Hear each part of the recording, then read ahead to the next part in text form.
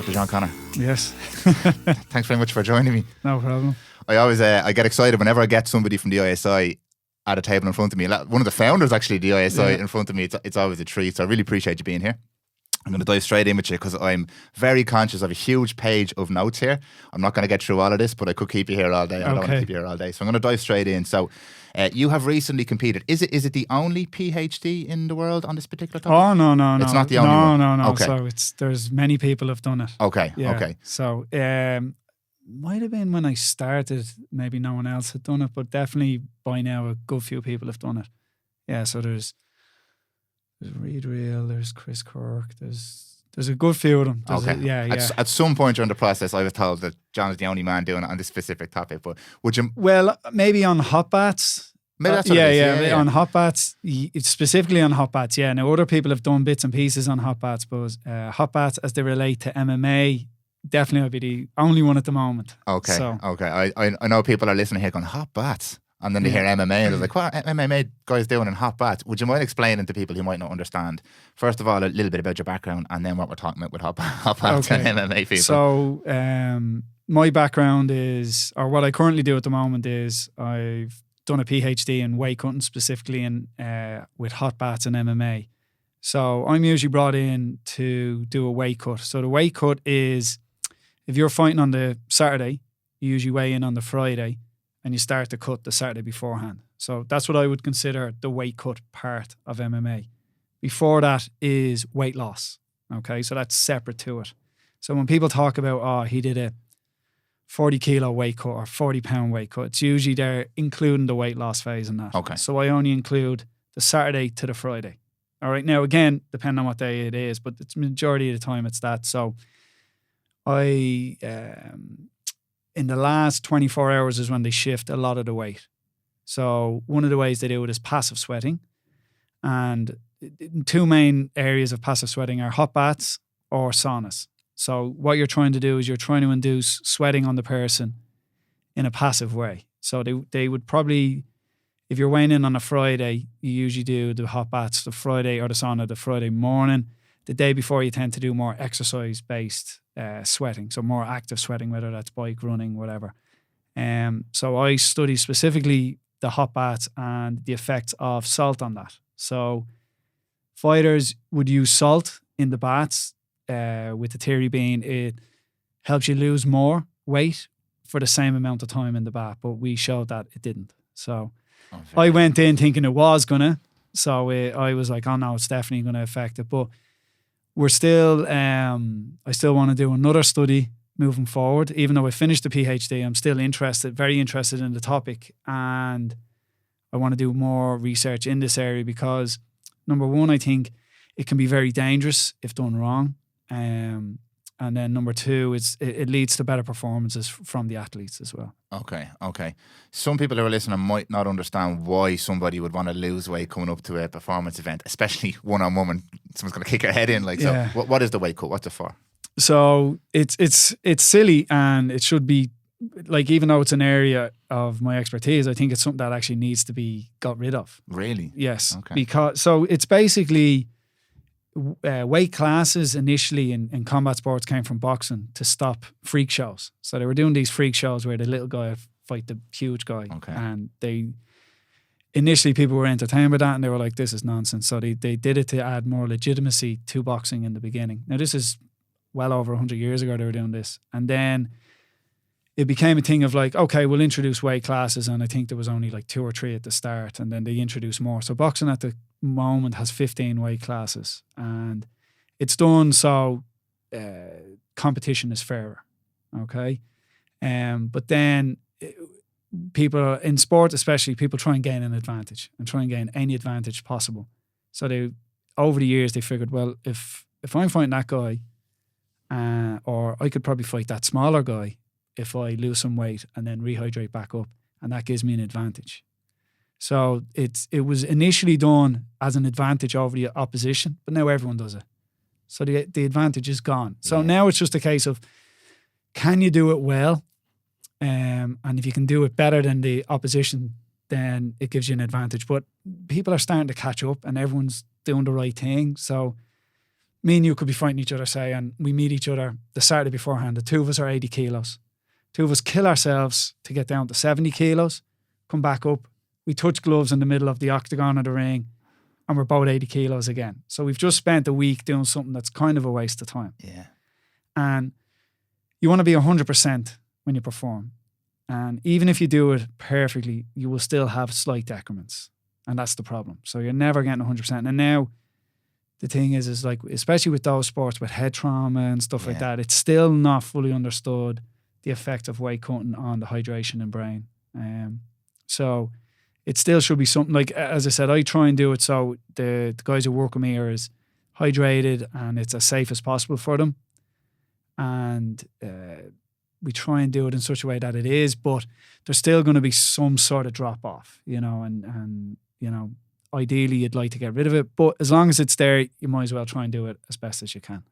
Yeah, it's a lot of bits I want to pick up on there. But the first thing I'll say is I was under the misconception for a long time until I started to actually watch MMA and stuff like that, that I didn't understand that there was a kind of a reloading phase beforehand. It's like, why is everyone cutting weight to fight? But when you explain that there's a period of time, is it 24 hours or 48 hours? It can be, it's usually the day before. So they've changed the rules. So in the States, if you fight in the States, it's usually between 9 and 11 a.m. the day before. But if you're the main event, you mightn't fight for 36 hours after you weigh in. So that's a huge amount of time. So for the studies we've done and working with fighters in the past, it's that you pretty much regain everything you've lost, and you might actually be a little bit heavier than when you started the process. Okay. So, and that's what I mean. Like, and you, a lot of the times, like there is advantages to be gained from it, especially in MMA with the grappling component. With striking, it tends to be less apparent to be the bigger guy. So, like in boxing, they tend not to cut as much weight. Okay. Now that can be a bit more. I think boxing is a bit archaic in some of the stuff they do. So there's probably a little bit of that as well. It's like it's so old school. Yeah. They don't know what they're doing. And you identified there that there's a big throwing shade on boxing there. No. There's a big there's a difference between weight loss and weight cutting. I'm assuming weight cut is mostly fluid. You're not losing fat and muscle and stuff like that in that short period of time. Yeah, you might. What would you say? You might lose a quarter kilo of fat in that week. Okay. Half a kilo at most, but it's not a huge amount. So the guideline I give is whatever the weight class is, you're kind of talking 10% above that. Okay. So if someone is fighting at 70 kilos, the cut usually starts at 77. Now, like everything in life, there's high performers in weight cutting. So you can get people that can do 12, 13%, and then other people that can only do 6, 7%. And I think, and because of that, I think that's a problem, because you're not actually, it's not the best guys against the best guys. It's who's better at weight cutting in some ways. So it's like a different competition now. It's almost like a different competition. Like you're taking away the martial art aspect of it and being like, right, who's better at cutting weight? Because if you, like I think, I don't know if you see the Pereira, the UFC light heavyweight champion. He was like, apparently now, because a lot of times I take all of this stuff with a pinch of salt. He was 99 kilos fighting Adesanya, who would have been 92 or 93. So, but you know, that can be a very big discrepancy when you're fighting someone of same skill level. Like everything, if you're roughly the same skill level, then strength comes into it, size comes into it. You know, so it's it's a weird one where it's like I want to be really good at what I do, but I understand it's probably not the best thing either. Yeah, 100%. Yeah, and I'm going to ask you a few questions about that. We're probably, most people listening to this, unless they're avid combat fans, are probably most familiar with like watching movies and the likes of Rocky and stuff, and the sweatsuits going out and people in saunas and things like that. What was the show? Was it Kingdom or something like that? With Frank Grillo. Frank Grillo, yeah. Well, Frank Grillo's a fighter, wasn't he? He was actually a fighter. Well, I don't know. I think he fought some sort of amateur. He definitely trained. He definitely trained with. He did a lot of his training in Greg Jackson's gym. Yeah, maybe that's what I heard. Yeah. Actually, how would you rate that show as a combat? I haven't actually watched much of it. Yeah. It's always one of those recommended to me. But we're all very familiar with the sweating process. What does that actually look like? What does that process look like? How are these guys losing this weight? It's a bit mad. Yeah, so the biggest thing you're going to lose, so of that 10%, say, you're going to lose, you do like a low carb diet, so you can lose, depending on your ability. So when you get to that 10% above, I want the person fully hydrated. They have to be ideally at maintenance calories and eating plenty of carbohydrates. Okay. Because if you go into it depleted, it means you've take more water out of the system, right? More fluid out of the system, and that's bad. So if you come into that week and you start on a low carb diet, you can cut anywhere from 2 to say 4 kilos depending on the person. Right? Because of muscle glycogen stores? Yeah, so for every gram of glycogen, it's attached to 3 grams of water. Yeah. So, it depends on the person. So sometimes, now, you never get rid of all your glycogen, but the better you are at storing it, and everyone's a little bit different. It can be, like, some people are as low as like 1.5 kilos they do. Other people are up to 4 kilos. They can drop straight away. Wow. Just from that. Then the next thing you try and do is you're on a low residue diet, which is at the same time you're doing this is a low carb diet. A low residue diet is you remove the fiber from your diet. Now, it's only for a few days, so there's no real adverse health effects from it. We kind of use, like, going to the bathroom as your indication if you're too low. And most of the guys I work with are fine. They continue as normal. Not as much, but you're also not taking in as much food and there's not as much waste to go out. So a low carb diet, or low residue diet, is remove the fiber. And if you have a decent intake of fibre, that can be anywhere from 0.5 kilo to 1 kilo on the scales. Okay. From going to a low fibre diet, because water will attach to the fibre, which is in your digestive system, and you're basically just flushing that out, basically. So that can be another kilo on the scales, right? Now, most guys, fighters, everyone should take creatine. So there's, creatine is the most studied supplement, one of the most studied supplements out there. Also one of the most misunderstood by the public. Yeah. So a lot of the negative effects of creatine are never shown in studies. It's all anecdotal. Yeah. So now there's loads of stuff coming out now with creatine and brain health. And this is why I think for fighters especially, take creatine forever. I think everyone should take creatine, and just take the cheapest one. There's no difference. Creatine monohydrate powder. Yeah. That's it. Don't, like, if it's whatever other crap is and they're trying to sell it, oh, well, this one is 20 euros versus this is 10 euro. Take the 10 euro one. It's all the same. And it's just take a low dose. So if they're on creatine, that could be 0.5 kilo to 1 kilo of water retention. So if you cut creatine out for a week, you lose that, say, 1 kilo, but you retain the benefits for about 3 weeks. Oh, very good. Okay. Yeah. Now, the thing is, as soon as they weigh in, they'll reload creatine on the Friday, and they'll take it on the Saturday before they fight as well. Yeah, okay. You won't get your stores right back up, but you'll still maintain a lot of the benefits of it. So then that brings you to, say, I did the last thing to water, is we get them to water load as well. So there's a couple of studies there. There's one by Reed Real and another one out of Malaysia. I can't pronounce the name. It's NG. I don't know how you would say that as the lead author. But they both showed that you increase your water intake above normal. So basically 100 millilitres per kg for a certain amount of time, you drop right down and dehydrate for 24 hours before weigh-in. And the people who water load tend to lose more weight on the scales. So by combining all of those things together, you should be down about 5% of that 10% you need to drop. And then the rest comes from fluid loss. Okay. So you would wake up, and usually the morning of. Now, every fighter is a little bit different. Some people prefer the sauna. Other people don't like being in the sauna because your head is hot. At least in the bath, your head is out of the bath. You're not as hot. And then they get into the bath, and you might do 20 minutes in the bath. You get out of the bath and you wrap yourself in towels, and usually they're in hotel room lads, so that the lads do it in wrap themselves up and get into a bed, and it's basically just their face is sticking out. So it's, you use the bath to warm them up, get them sweating loads, and they jump in the wrap as a way of continuing sweating. So that's an hour, and then you might do that 2 to 3 times to make weight, and then you make weight, and then you start the reload process. Okay. Yeah. So it seems pretty intense. It is. But like everything, you can train yourself to be better at doing it. Yeah. Okay.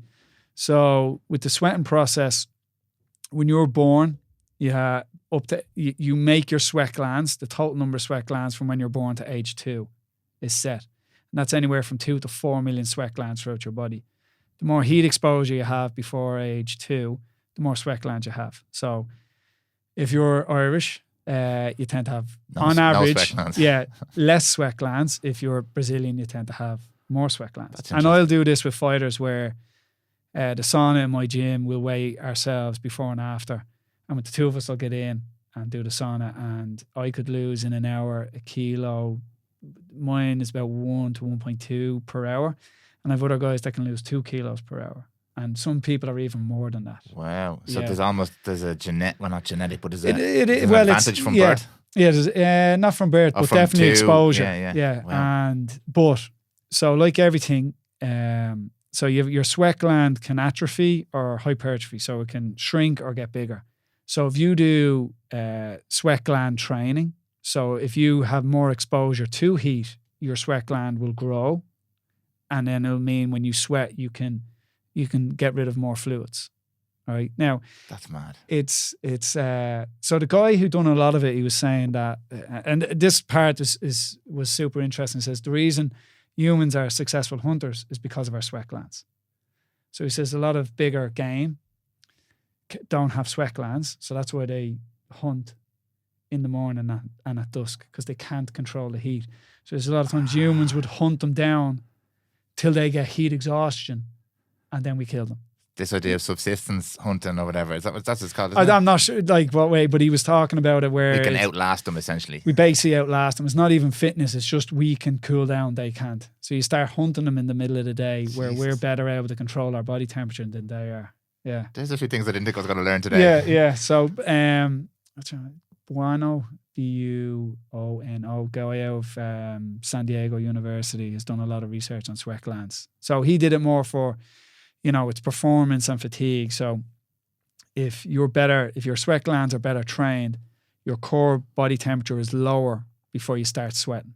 So if your core temperature has to go higher, there's more chance of getting distressed. Okay. So he did a lot of on, especially long distance runners, and then severe marathon runs in like Sahara Desert and that sort of stuff. So basically it takes about 2 weeks of heat training to peak your sweat glands. So all through camp, we'll have fighters do saunas, and a lot of times I get them to do like hot yoga or Bikram yoga, because you're kind of, killing 2 birds with 1 stone, where they're able to train their flexibility and work on their sweat glands as well at the same time. But the advantage in MMA is that grappling, especially the more of your skin is covered, is a form of sweat gland training as well. Just because of the heat of your body, the heat of the other person's body, the 2 of you are holding each other, and you tend to sweat more and generate more heat and sweat more. So like grappling itself is a form of sweat gland training, but I like them to do hot baths or saunas as well, leading up to the fight. Wow, that's great. Yeah, anyone who's seen the mats after a bunch of lads rolling, there's a lot. It has to be sluiced off almost. Yeah. So so that's what we looked at for my studies, was comparing that protocol, that 20 minutes in the bath, 40 minutes wrapped twice. So it was 2 hours for our protocol, and the bath was with and without salt for that. Now, we kind of built it up over time to each one was kind of leading on from the previous work. So, and that kind of informs what we're going to do moving forward as well. Okay. Yeah. There's so much to this. Like there's so many areas you could kind of get that extra 0.5% or percent, but it all adds up. But the biggest thing is people miss weight because they're too fat. No, but it is. It's like, so that whole process I talked about, if you're, say we were talking earlier, 80 kilos, right? If you're 90 kilos, you're still going to roughly lose the same amount of weight in that week. It might be a little bit more because you have a bit more fat to lose, but your set point of what you can do in that period is pretty much the same. Yeah. Okay, I get you. So a lot of times lads miss weight because instead of being 78 and cutting to 70, they're 81 or 82. So it's not that far. It doesn't seem that far off. But their limit is But they have to do all of that through fluid. Yeah. So they have to really, really dehydrate themselves. And I've seen it many times where lads get to the point where they're on an exercise bike, completely wrapped up for 30 minutes, not a bead of sweat comes off them. They go from there into a sauna for an hour, nothing. Like they could exercise for 2 hours and literally not lose like a gram on the scales because they've got to that point. I heard this the other day. Please correct me if I'm wrong here, because I literally just heard this. At a certain point, if you're forcing this too much, is it your liver or kidney starts to release a compound that essentially shuts down all water release? Like it says, keep all this stuff in. Yeah. So if your aldosterone is heightened, and that's what you're trying to control, it's basically going to stop you. It's going to cause water retention. You're like, no, none of this. And especially if you're doing this tight, you're you're basically causing the body to heat up. Your body doesn't want to release water to cool it down. And that's where problems happen. So you're trying to massage your body through the process without freaking it out, so it doesn't go into kind of shutdown mode, essentially. Yeah, and again, there's like everything. There's people who are better at sweating than other people, and I think there's definitely an advantage if you're very good at sweating. You can cut more. Yeah. Or you can shrink the period down. Okay, you can compress the window a little bit. Yeah. And you used the word there, dehydration. Would you class this as dehydration, like this weight loss process, that they're dehydrated? So I got called up on this. So that's why I asked the question. No. But dehydration is the process, hypohydrated or hypohydrated. It's basically what, in layman's term, we'd say is dehydrated. And how do you class that? What is hypohydrated? What's the measure of that?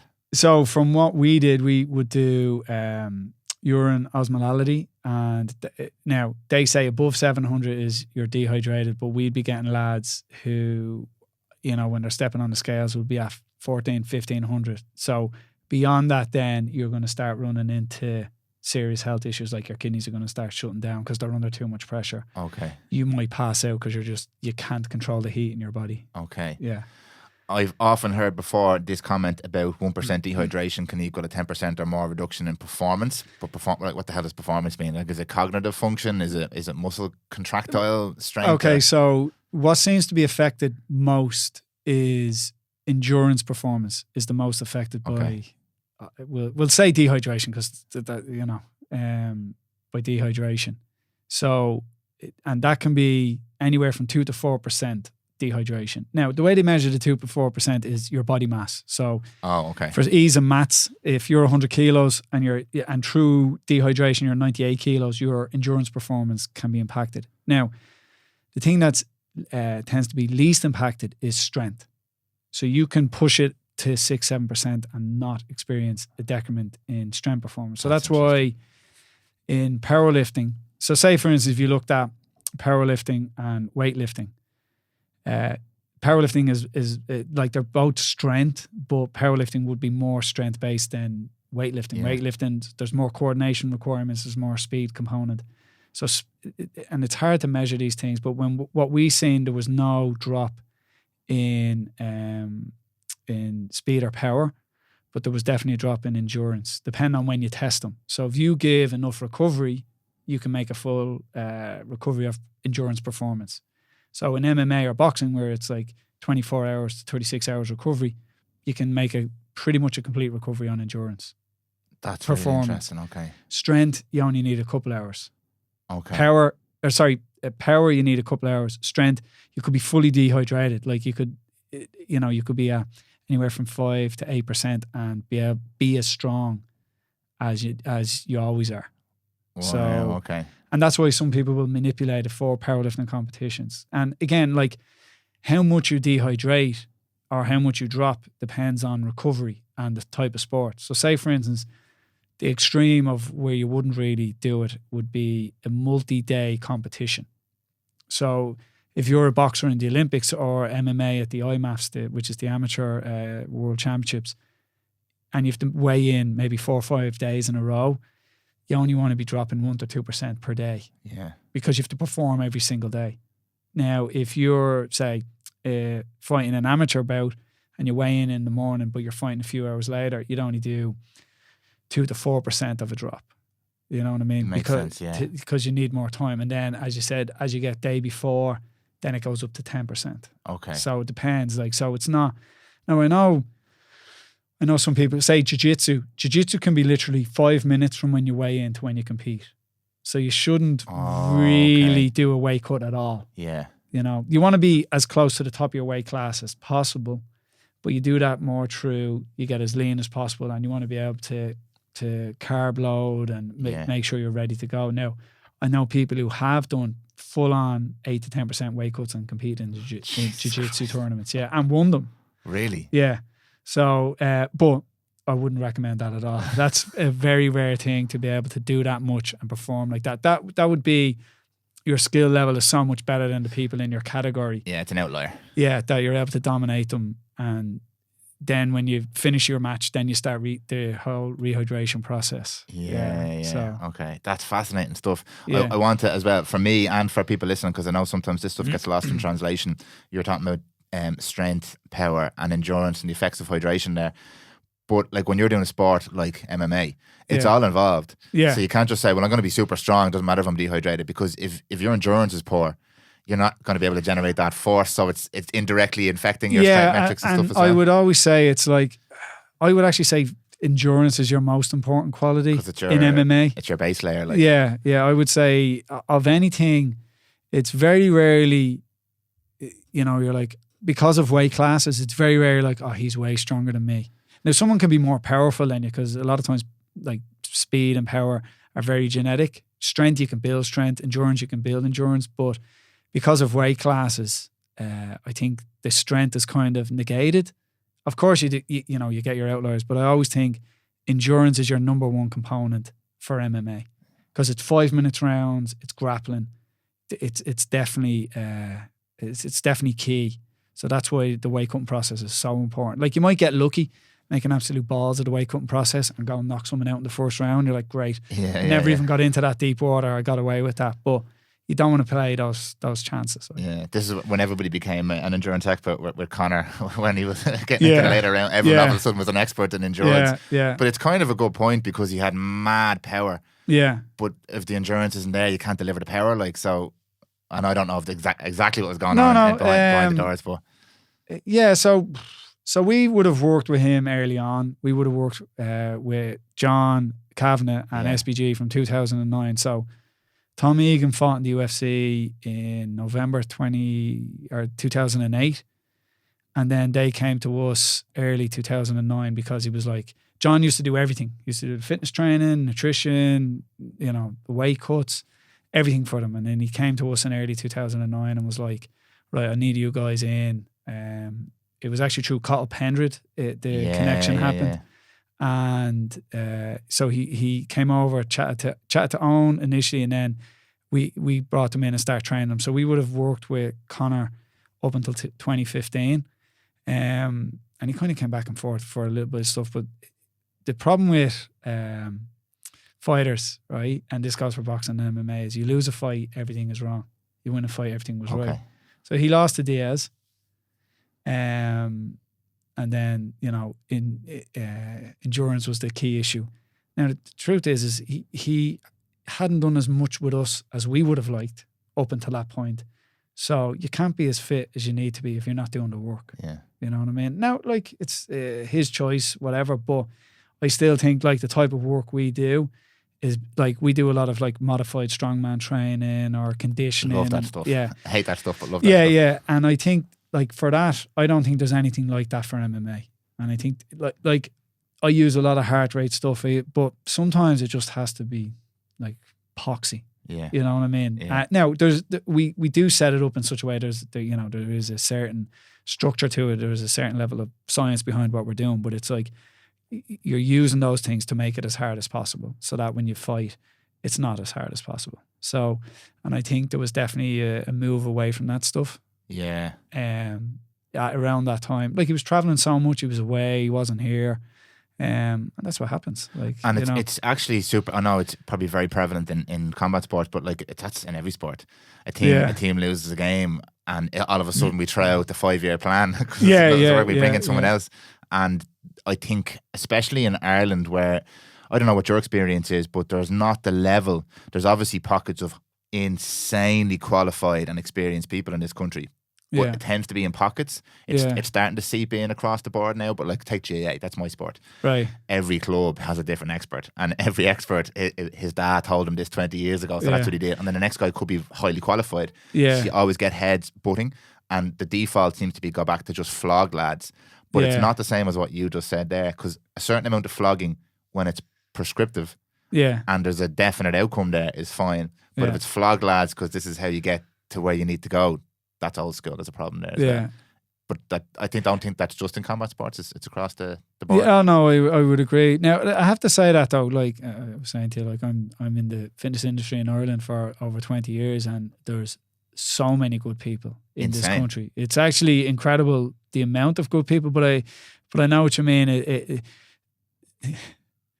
can trickle down, but not the right way to Exactly. yeah, to other clubs and other people. Like, and it's funny because I'm doing it so long, it's like, and people come to me and tell me what they're doing. I'm like, how is it possible that like we're still doing this? Like me and Owen would have met Liam Hennessy in 2008. So he would have been head of the IRFU, conditioning over everything, and like such a smart guy. Like he would have been in the old East Germany when it was communist learning stuff. Like, so his level of knowledge is incredible. Jesus. The stuff he was, but you know, like, and he's done an incredible, you know, what would you say, fed out his knowledge to so many people and set up stuff that like the RFU have brought on a lot of good strength and conditioning coaches, and the GAA have loads of good people. Like I see a lot of stuff people are doing, I'm like, that's incredible, that's really good.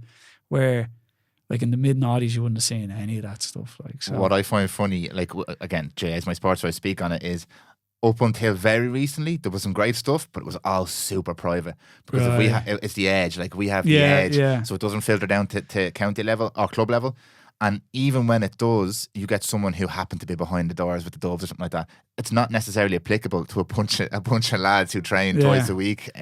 There's a gap there. There's a progression there that's not being met. Yeah. So it didn't trickle the right way, as you said. But as well as that, there is a like at elite sport as well, is that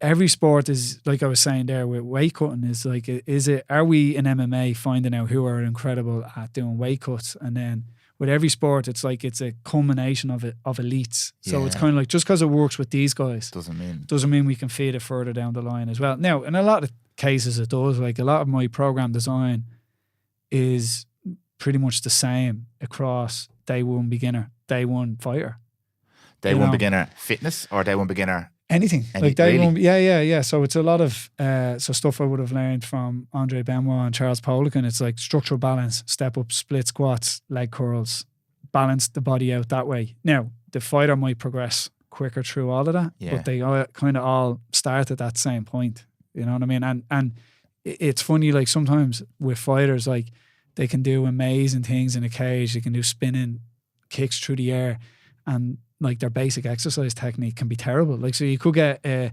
CEO who has his understanding of weight training is much better and can progress faster. So it's not just, it's not, now usually the athlete is better, of course, but it's not always that way. So here's my question for Roy, because I heard you speak about this to Ben as well.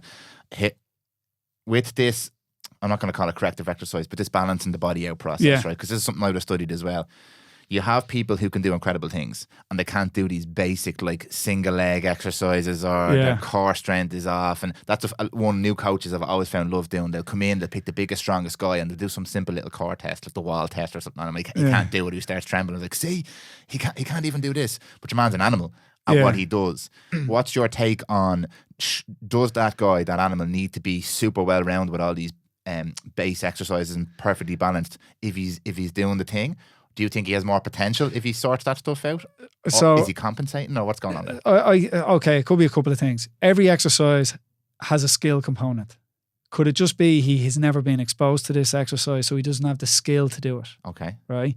So you know the lower ab strength test where your legs are straight, you bring it down? Yeah. So I remember Paula can tell me a story of Paul Check came into a team he was training, everyone failed. So Charles was like, hold on, I'll tell you what, come back tomorrow and retest everyone. And he said it was a hockey team and they were all able to do 15 reps with their skates on the next day. Because he was like, these are highly skilled athletes. Definitely steroids. Always steroids. Anyone stronger than you, it's steroids. But he was like, yeah, because they didn't know the skill. They didn't know what you were testing as well. So there's a case of you have to take that into account as well. Are you trying to catch them out? Because I probably would have done a little bit of that myself back in the day. We were like, I want to prove that I'm better than these 100%. Guys. I want to humble them. But it's like, what am I trying to prove here? And now I don't care. Yeah. So it's like, show them how to do it and get them to, so are they failing the test?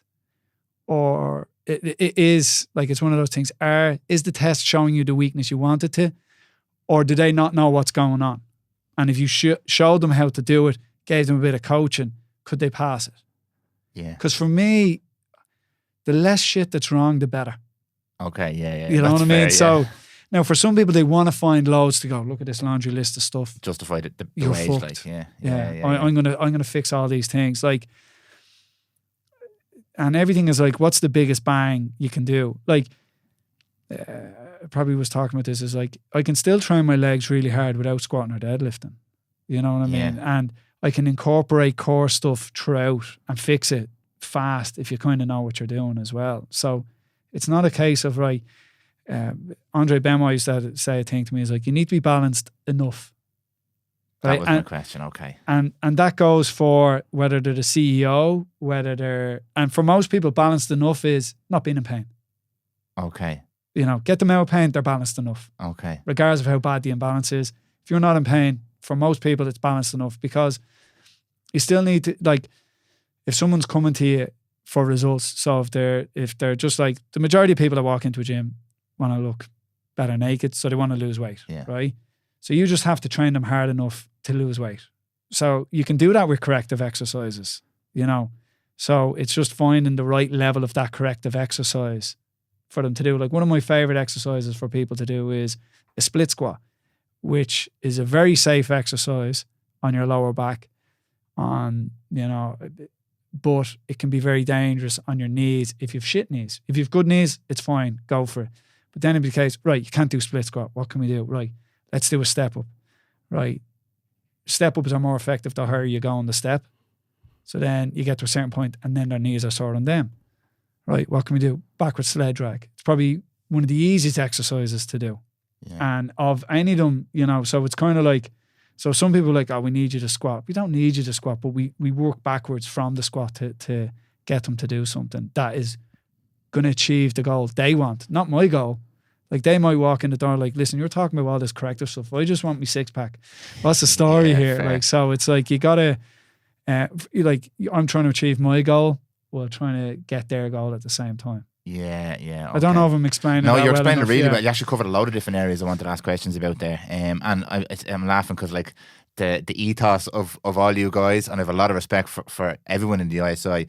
Owen always says, and Robbie said to me a couple of times as well, there should be like 50 different progressions and regressions of every single exercise depending on the goal of that person. Like, you can make it harder or easier, more relevant, less relevant, whatever. And I like that too, because it's very tribal at the moment in terms of, this is what you need to be doing. Knees over toes guy. Yeah. Everyone has to do all these knees over toes exercises. I'm like, what if Mary just wants to go for a walk and John wants to, like, win the CrossFit games? Yeah. Are they still doing this stuff? So yeah, it's very, very interesting. And when you start with the average person who comes in, do you favour that kind of unilateral style exercise? Always. Okay, the majority of the time, if the window I have to work with them is smaller for something, like, okay, Denise comes in to train for a wedding, I don't need to squat with her. You know what I mean? If I can achieve weight loss through corrective means, but just manipulating the program. Yeah, you know, it's just, as you said, it's like, if you do a step up correctly, then that's difficult. If you do a split squat correctly, it's horrible. Yeah. You know what I mean? And then it's just manipulating rest periods, and you might do, you might go lower body, upper body, shoulder exercise, 3 in a row, no rest. And for some people, like, because again, it's like someone who's a high level person, that's too demanding on them. Yeah. Because they're so coordinated, they're so strong, they're using so much more of their muscle mass that it's too difficult. You know what I mean? Where with low level people, that's where doing things, lots of stuff together, then resting is more effective for them. Like, and it's not to say they're not working hard. It's just their body's not at that point. Like, you get it a lot of times now, it's not being sexist, but women wouldn't have trained to the same level and their endurance tends to be better. So you can push them to breaking point in a set and straight away they're able to talk. Where with some lads, if you push them to breaking point, they're not talking till they won't talk to you at all during the session because they're just saving their breath for the next set. And that's not to say either person, both people are working to their limit, but their limit means different things. Yeah, okay. So you have to know that as well. It's not a case of, well, if someone's talking, they're not working hard. No, it could be their training age, their breakdown of like endurance fibers is different. It's, so you have to take all of that into consideration. It's not just everyone has to be puking, everyone must be on the ground. It's, someone within the set can be working to their limit, and as soon as it finishes, be fine. Okay. Where someone else can be working shy of their limit and be exhausted after their set. So you have to take that into account. I didn't think we were going to go down this road, but I'm glad we did because I have loads of questions on it. Most people I feel who listen to this podcast anyway will be similar enough to me. Now I play football, but you want men and women nowadays want health markers. We're a little bit more aware of health markers, so a little bit more lean muscle mass, a little bit less adipose tissue or fat, a little bit better bone density, stuff like that. Kind of be a little bit harder to kill is the phrase that people are throwing around. Like, oh, is it? Yeah, have you heard that one before? Have you? I want to be harder to kill. Have you not heard that one? Are you serious? No. Oh, I thought you've been all over that. No. Yeah, I like the concept of like I'm a bit more robust in general. Right. If I fall down, I'm not going to break something. If I catch a cold, I'm not going to be bedridden.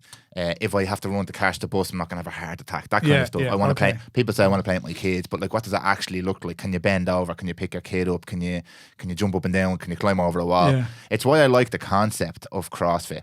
Yeah.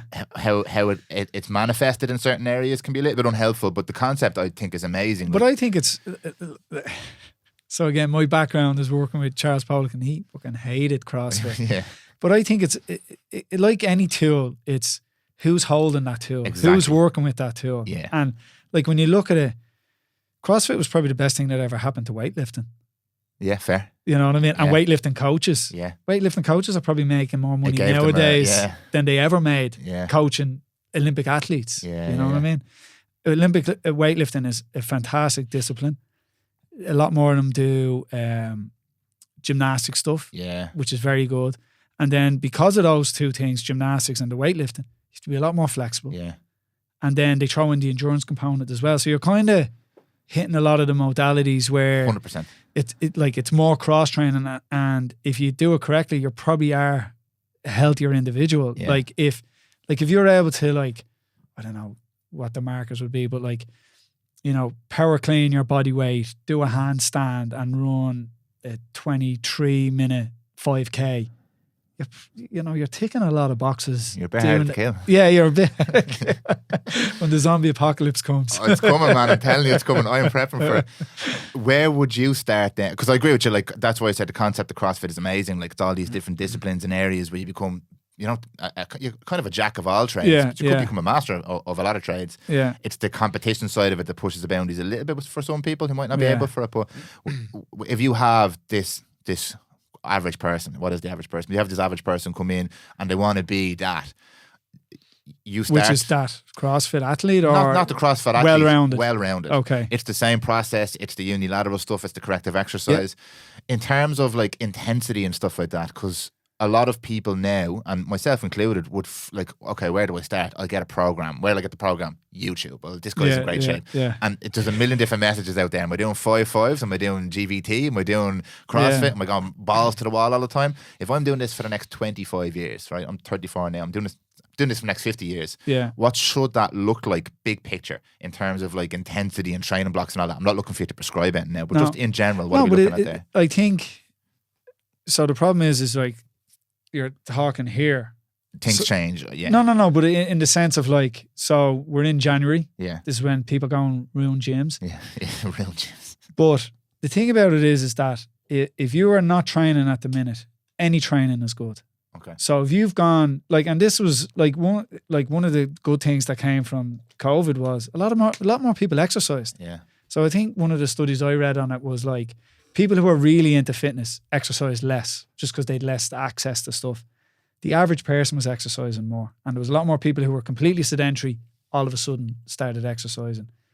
And but the downside of that was, I know a few physios, and I was texting them during it going, listen, I'm outside looking at people running. You're going to be very busy when things reopen. Knees. Yeah. No, but it's people don't run, they speed limp. Yeah. So but that's an issue as well, is like, like you said there, where do I start? And it should be like, well, what are you doing now? Nothing. Walk every day. Walk. Is that enough? For where you are now, walking is all you need. And then once you've done that, and then let's do some weight training. You're like, how many days a week? How many days are you doing now? None. 1 day a week. What should I do?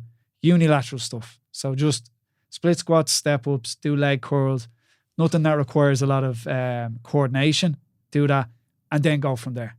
So then, depending on what the program is or what the ultimate goal is, like I'm very proud of like the person that came to me recently that had a heart defect, hated training, but now trains.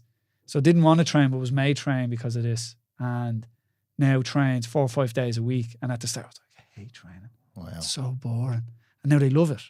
You know what I mean? And it's same thing. What do? Let's do 1 day a week. Oh, but I heard I need to do, don't worry about that. Just do your 1 day a week and go from there. Okay. You know what I mean? So it's like, 1 is bigger than 0, 2 is bigger than 1. Fair, yeah. And just go from there. Like people try and make it really complicated. What about this, the conjugate Russian system that West Side did? You're just like, what are you talking about? Like, and it's like, and I know before we started, we were talking, the number one thing for everything is consistency. Yeah.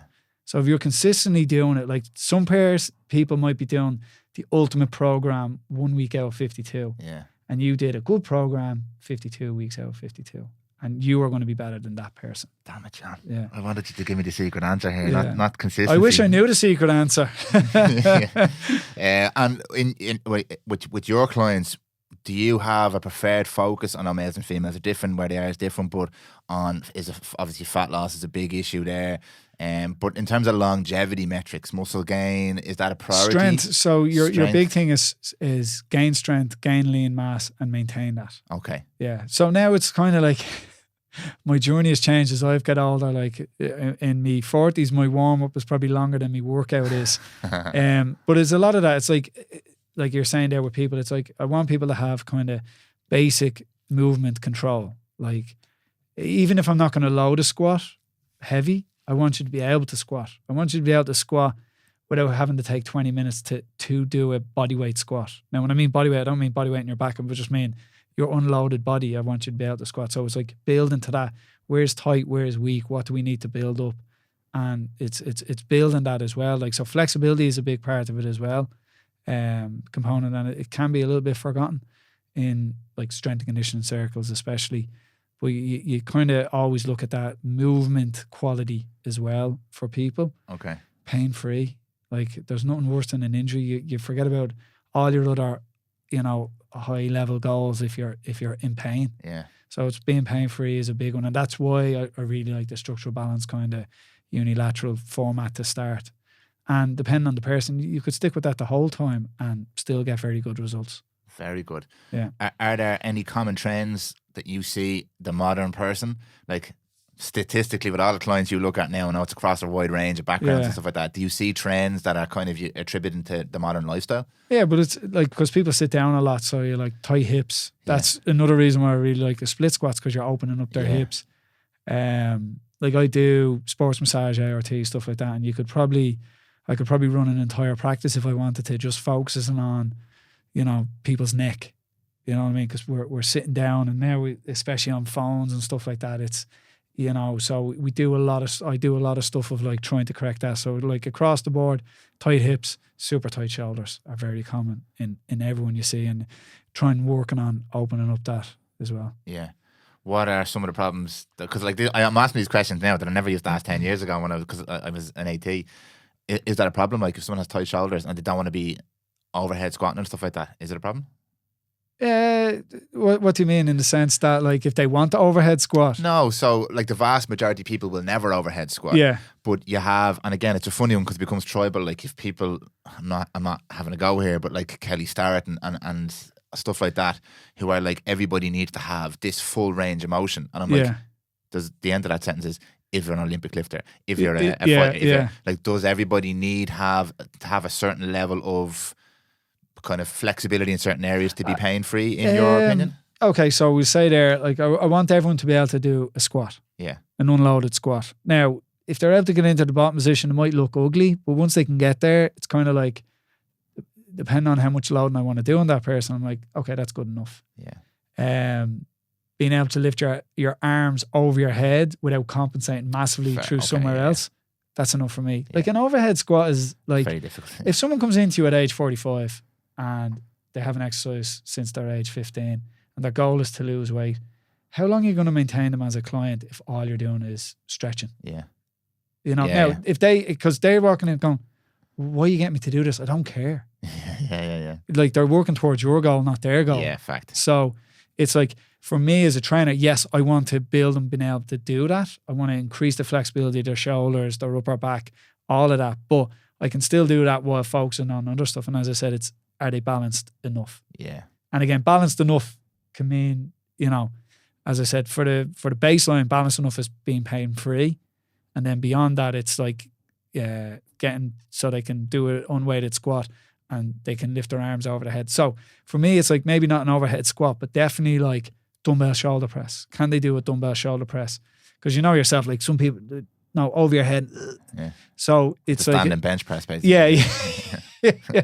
So it's like they have to be able to do an overhead dumbbell press. And for me, it's probably enough flexibility in their upper body. Yeah. For what they want to do. Okay. And if they're pain free, and most people will be pain free if they're able to do that. Yeah, perfect. The reason I asked the question is, as I said, things get very tribal nowadays, like with diet or movement or strength, and like you have to. Everything's a religion. It's a religion, and it's always the extreme end of something. So a lot of people actually, it holds people back from doing anything because they think, well, if I can't do fucking 100 kilo overhead squat, I shouldn't be doing anything. I can't lose any weight. It's just not me. I'll just sit in my ass. I still get that. So I used to train Ronan Keaton years ago. Oh, very good. Yeah, and there's an article on the wall in the gym of when I trained him. So I can't even one of the Sunday papers it was in, and it's the headline is the trainer who says no to carbs. And a lot of my clients look and go, what was it? And I was just, but like you were saying, it was very tribal. Yeah. It was like paleo, and you could only have carbs if like you were really lean already, and it was post workout.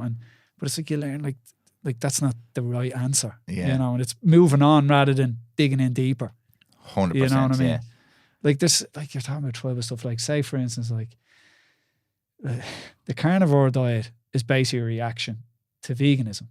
It's not scientific. It's just a reaction. It's like, oh, we don't like those people. So what can we do that's different? Let's go the opposite. Yeah. Now there's elimination diets that have their place, but like it's silly.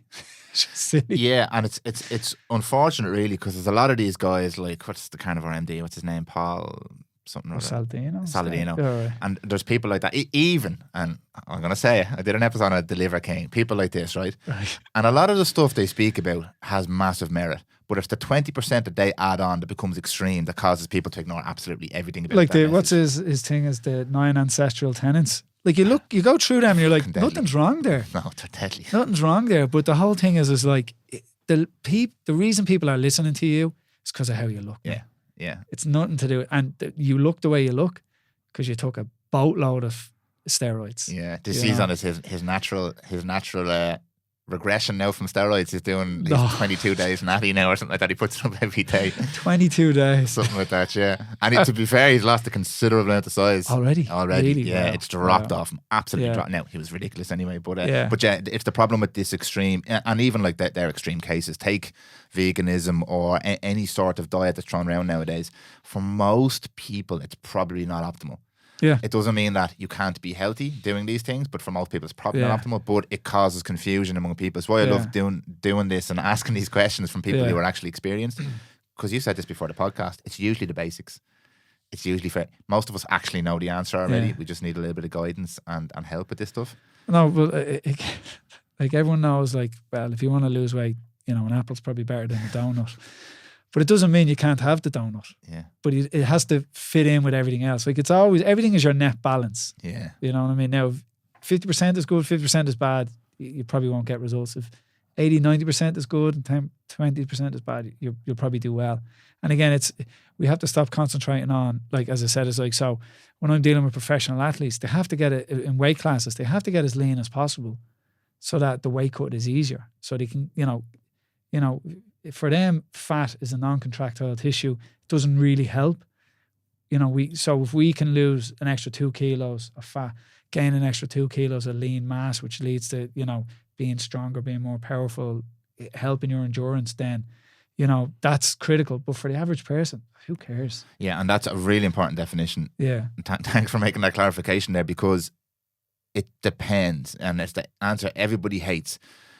An elite athlete is not someone you should be looking at for health recommendations, because in a lot of cases it's not healthy to be an elite marathon runner, it's not healthy to be an elite MMA fighter. It literally get boxed in the head for a living. Like it's not healthy to be an elite bodybuilder, even though you might look like a Greek god.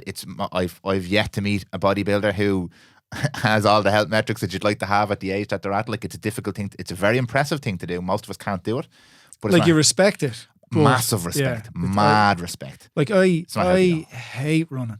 hate I it. hate it too. But people who do marathons do, and the times they do that, like nothing but respect, because it takes, and triathlons and Ironmans, it's like, I couldn't think of anything worse for me to do. Like I get bored driving 5 kilometers. I can't imagine cycling a bike for 180 kilometers. But I have so much respect for people who do that. Yeah. But it's I just don't want to do it myself. But when people get to extremes, they get injured. Yeah. They pick up knocks. Like when you go through the level of injuries like some of the lads I work with in MMA have, it's incredible because, you're pushing all the time, and it can be hard to find that balance of pushing, recovery, and we're definitely getting better at it as we learn more about it. But it was like, yeah, you need to be willing to back off, and the more exposure you have to that stuff, because it's an unsafe environment in the sense that, say for instance, especially with grappling sports, the slightest thing and you can hurt yourself. You know what I mean? You could be fresh, not a problem. You step back the wrong way, someone slips on you, lands on your leg, and then your knee is gone. So it's like, and the more exposure you have to those elements, the more chance you have of being hurt. And you can do everything you possibly can to negate that, but you can still get hurt. With athletes that you work with, elite level combat athletes, do you see more of a toll being taken on the body from the punishment of getting punched and grappled and choked out, or the levels they have to push themselves to compete at that level in terms of training and like weight cutting and stuff like that? I would say it's grappling is the one. It tends to be grappling they get hurt in the most. Really, yeah? Yeah, it's awkward positions happening. And okay. Yeah, no, depending, like, so you can, like, I'm working with a heavyweight boxer now and he keeps running when I'm telling him he doesn't need to run, so he keeps getting calf and foot problems. I'm like, why are you running? We don't need you to run. So there is an element of that. But yeah, for the unsafeness, it's usually grapple. But you get mad stuff where, like, lads can get cut doing stuff like some of the MMA rounds or something like that, and they, like, sometimes, I remember years ago in the old cage they had, someone got really bad cut on their back and then had to pull out of a fight because they went backwards and whatever way the padding was, it'd come off and there was a bit of the cage sticking out and it cut across their back and they couldn't fight. So yeah, so. But it's more the punishment from the actual combat than the process of training and weight cutting and all that kind of stuff. I'm thinking, like, kind of in terms in the sport, as when they compete, like, that's probably very, very little of what because, like, a fighter at the top end will fight 2 to 4 times a year. So the actual damage they have done in the cage is minimal. Is minimum compared to training. Like, training is way higher in that. Where in, say, I don't know, maybe if you were playing rugby or something like that, where they probably just manage you all week and then you go out and smash each other every week. There's probably more injuries in games there than training. But definitely in MMA, there's very few injuries in the actual fight itself. It's funny, isn't it? Because you think that these two people are going to have to kill each other. Yeah, and there's not as many of injuries. course there's injuries, but in general more injuries would occur in training than when they're fighting. And that's just because of exposure. If they were fighting every week, there'd be more injuries.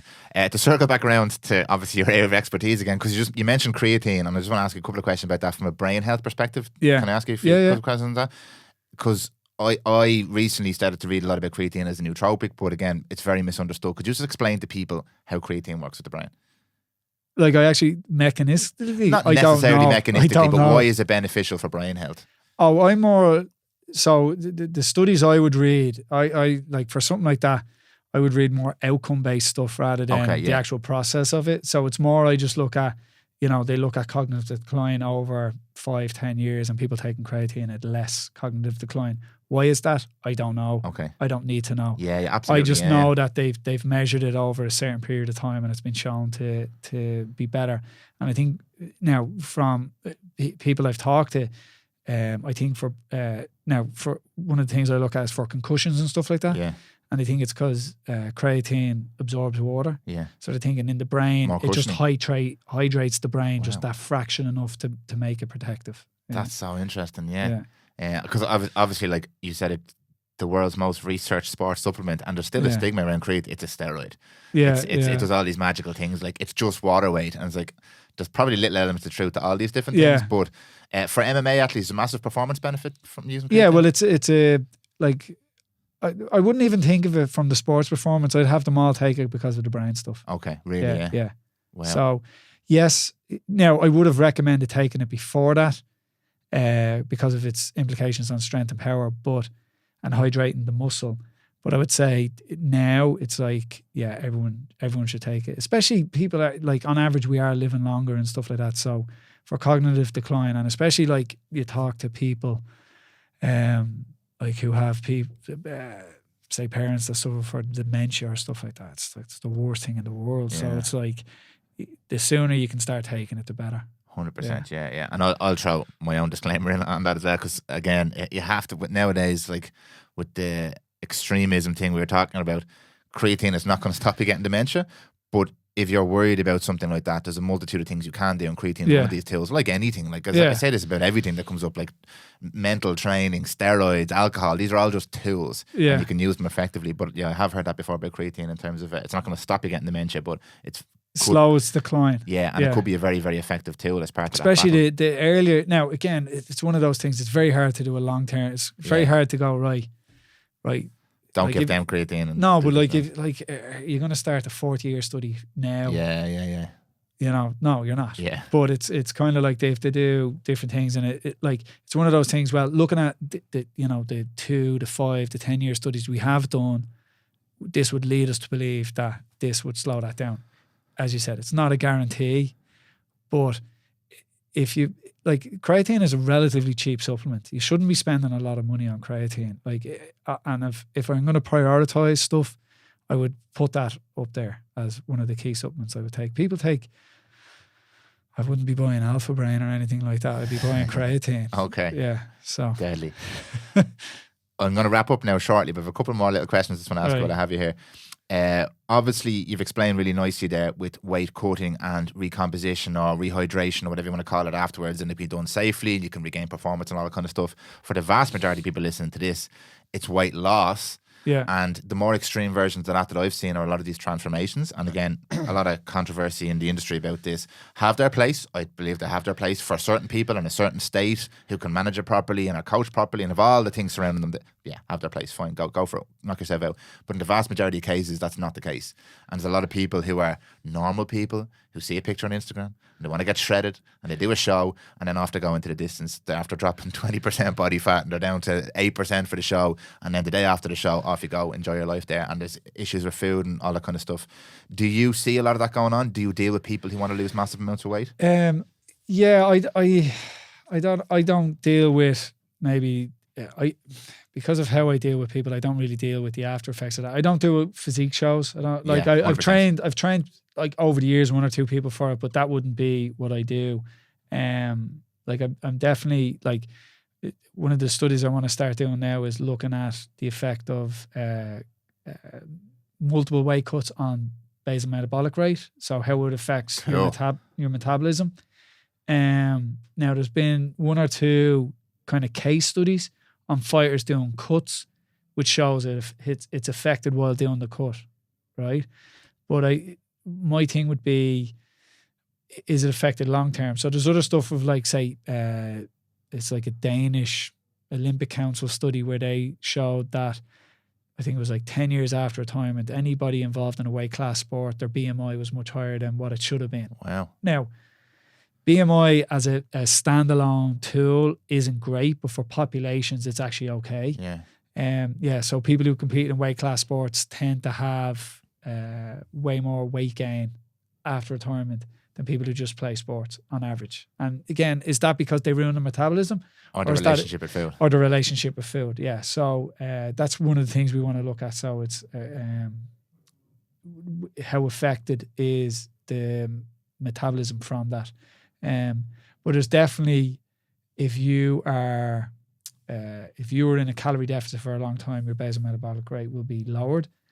So now it's not as long, but as long as you spent coming down to that weight, you should be spending time going back up in weight as well, rather than, I got on stage and now I'm straight to McDonald's, Pizza Hut, Domino's, and then I do that for a few months and then I stop training altogether, because you definitely, especially women's metabolism is definitely a bit more delicate than men's.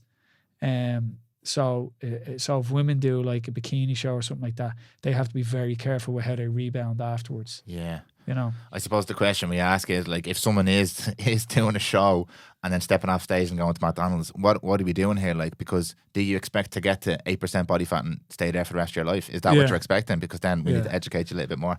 Or are you just doing it for the show and you're happy coming back up to a healthy weight? But there's plenty of people that like do those 3-month extreme, like they be in shape and then they do 3 months extreme, like photo shoot prep or something like that. Yeah.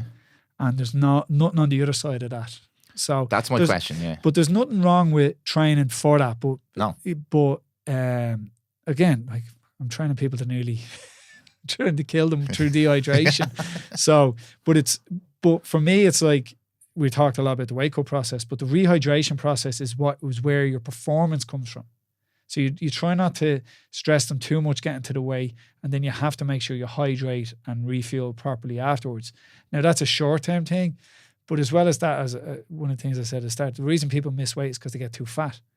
So I have to be very careful with fighters that they don't like do a Ricky Hatton on it and blow up in between fights, because then all you're doing is training to make weight rather than to compete, scale, all that kind of stuff. Yeah, so it's like it's very cliched, but John Kavanagh had the thing of like stay ready, and that's the thing is like, so if someone's competing at 70 kilos and we're kind of saying they want to cut from about 77, you only really want to get to about 80. Ideally, and then stay there, because the whole thing is if you can get there and through proper and you keep driving up your maintenance calories, then the weight cut becomes easier, because then you're eating more on a weight cut. So if you're able to drive up your maintenance to 3,500 calories, to then drop down, you're eating way more food than you might have at the very start of the process, and that's ideally what you want to do, rather than I got absolutely shredded, got on the scales, and then I spent 2 weeks putting on 10 kilos of fat, and now I have to start all over again. And it's like, right, now you're in a massive deficit, and that's another thing with injuries, is that you're more prone to being injured in a deficit. Yeah. So if you can get to a decent weight and just sitting at maintenance calories, your training camp is about getting better as a fighter as well. Yeah, and that's another thing is, and the message or the takeaway from that is with people is do periods of trying to lose weight, but back out of it. You can't just constantly be trying to lose weight, because then they snap. Like there's long-term studies done where most weight gain over your lifetime is done 2 weeks over Christmas, 2 weeks on your holidays during the summer. You put on, say, 1-2 kilos at each, lose half a kilo to a kilo, but you're still 2 kilos up for that year. Yeah. And you just keep repeating that process over and over again till all of a sudden you're 20 kilos overweight and you're like, how did this happen? It's not, you don't do it super fast, you do it slow, but like it should be a case of when you're losing weight, diet for a period, try and come back to maintenance, drive your calories back up, go again. As I said, there's a lot of it's another problem in the fitness industry is like severe before and after photos and very small time frames, as people go, well, that person did it. Well, that's the outlier. Yeah, it's also lighting and manipulation and all that stuff. Yeah, but it's not reflective of what's actually better for you long term. It's like, yes, it's good to every now and again to do that, but long term, it's you can't expect that, because the amount of people that come to me and they're like, oh well, I seen this thing and they lost 6 kilos in 3 weeks and I'm only down 2 kilos in 4 weeks, and it's like, yeah, but that's still a pound a week. Yeah. That's still good progress. Oh yeah, but the extreme, because people don't realize, like I always try and explain to them like the bell curve.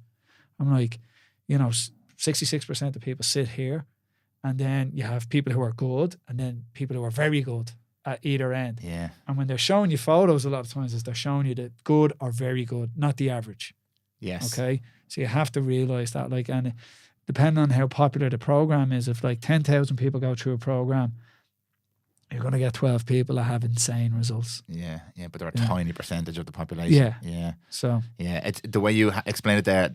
It tells me how important like knowledge and empowerment is for people, because if they understand that it's those 2 week windows where they're going to put on the weight, once you have that knowledge, you can plan a little bit. Yeah. And it doesn't have to be extreme at all. And it's actually funny, because I started this conversation thinking that weight cutting was nothing like weight loss. But actually, if you look at the models, You don't want to get too much, go too extreme. You want to stay around where you need to be most of the time. Have a little dip for performance. So you want to go to the beach for 2 weeks and look a little bit tighter or whatever it is. Yeah. A little dip of performance there, and then bring it back up to maintenance again and maintain it there.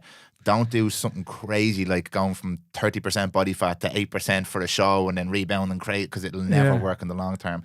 Don't be so close to being overweight that Christmas pushes you over the edge. Just understand. Because most people will say, well, I'm not giving up my Christmas. Don't. You don't have to. Factor it in. Yeah. Put it in the plan. It'd be absolutely grand. So actually the models are quite similar, even though they're completely different things, which is crazy. John, I'm not going to keep you much longer. You've been very, very generous with your time. I have a million other questions to ask you, but I'll get you to come back on at some point if you don't mind. You are writing a book, you told me. There's a book in the... putting that out there for the world now because you wanted to be held accountable. So so I'm writing a book on weight cutting, scientific weight cutting. Brilliant. It's going to be called. So, but a lot of it is, like what we're talking about there, a lot of it will focus on... there'll be 4 main parts. The weight loss part, how to do that properly for, like, in general, like most people could probably read that and get something from it. Then the weight cut phase, the reload phase, and then the in-between phase. So, brilliant. Not to get out of control, kind of what we were just finishing off on there, Yeah. So, like I've put together a lot, but there's a lot more to a book than you think before you start. I've never written a book, but anybody I know has written a book. That's exactly what they say to me. Is like, I knew the stuff, but like 90% of this is actually trying to put it together and make it make sense, trying to edit it down, make it digestible. Yeah, and it's trying to find your voice. That's what people keep saying to me. I'm like, I don't want my voice. Get a ghostwriter, they just write it for you. And in terms of your work going forward, you're going to continue working with MMA athletes and... Boxers, fighters, boxers, MMA. But again, it's like 80% of what I do is general population. And I was saying to you earlier, like, I enjoy doing this. Like, I enjoy training people. That's what I enjoy training, or I enjoy doing. Yeah, and that's massively important, obviously. And obviously, your enthusiasm comes across as well. Yeah. Do you have space for people? People want to reach out and work with you? Not at the minute.